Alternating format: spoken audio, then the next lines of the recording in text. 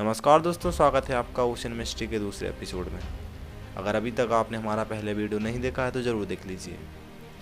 आज इंसान स्पेस में पहुंच चुका है और मार्स पर रहने की भी सोच रहा है, लेकिन वो अर्थ को ही पूरी तरीके से नहीं खोज पाया है। अगर हम अर्थ के बारे में देखें तो 70% से ज़्यादा हिस्सा पानी से भरा हुआ है और इन विशाल ओशियंस का सिर्फ 5% हिस्सा ही हम खोज पाए हैं। आज भी हमें नहीं पता कि समुद्र के 500 फीट नीचे क्या है और कितने रहस्य हैं। पूरी दुनिया के रहस्य ओशियन में ही डूबे हुए हैं, चाहे वह ह्यूमन एग्जिस्टेंस या फिर एलियंस के बारे में इंफॉर्मेशन मिली।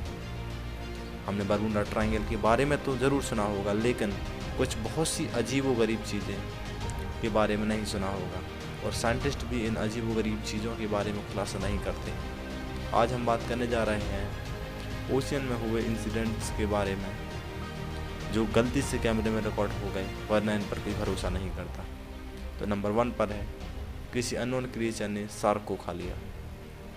2003 में ऑस्ट्रेलियन फिल्म मेकर डेवरिक और उनकी क्रू ने एक शार्क के ऊपर टैग लगाया था ताकि शार्क के मूवमेंट और रिएक्शंस पर नज़र बना सकें।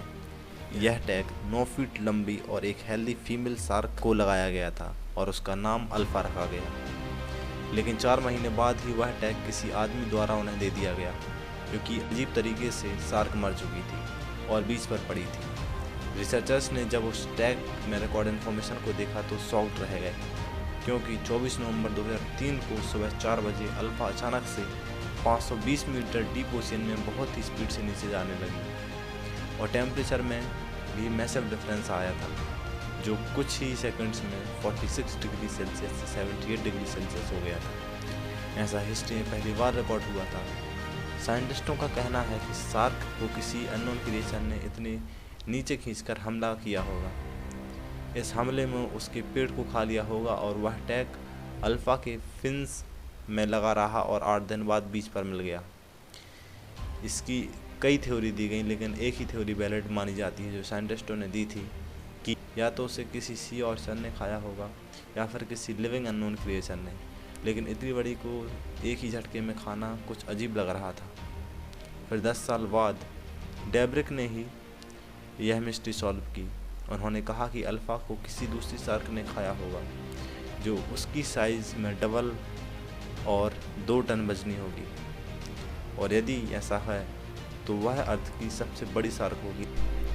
लेकिन आपको क्या लगता है कि आखिर में क्या हुआ होगा? Case number 2। दूसरे केस में एक क्रिएचर स्पेन के बीच पर मिला था।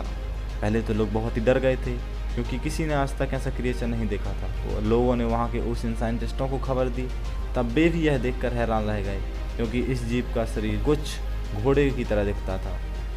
बहुत सी खोज हुई, लेकिन जब इस मॉन्स्टर के बारे में कोई सुराग नहीं मिला तो इसका नाम ही साइंटिस्टों ने मिस्ट्री मॉन्स्टर रख दिया। इसके बारे में आपका क्या ख्याल है? नंबर 3 पर है, इसका नाम है जायंट स्क्विड। हमने हॉलीवुड मूवीज़ में इन क्रिएचर्स के VFX ज़रूर देखे होंगे, लेकिन हैरान की बात तो यह है कि इन क्रिएचर्स को कुछ मछुआरों द्वारा देखा गया था। इस दुनिया में कुछ रेयर लोग ही हैं जिन्होंने इन्हें अपनी आंखों से देखा और फ़ोटो ली है, लेकिन इन फ़ोटोज़ से इनकी एग्जिस्टेंस का प्रूफ मिल गया है। साइंटिस्टों ने कहा है कि यह फ़ोटोज़ रियल हैं, फेक नहीं है। Number 4, giant isopod. समुद्र में एलियंस का होना एक मिस्ट्री बनी हुई है, लेकिन समुद्र में कुछ जीव भी एलियंस की तरह ही दिखते हैं। इसका नाम है जायंट आइसोपॉड और ये क्रिएचर डायनासोर के ज़माने से अपना अस्तित्व बनाया है। जैसा हम सभी ने मेगालोडॉन शार्क के बारे में सुना है।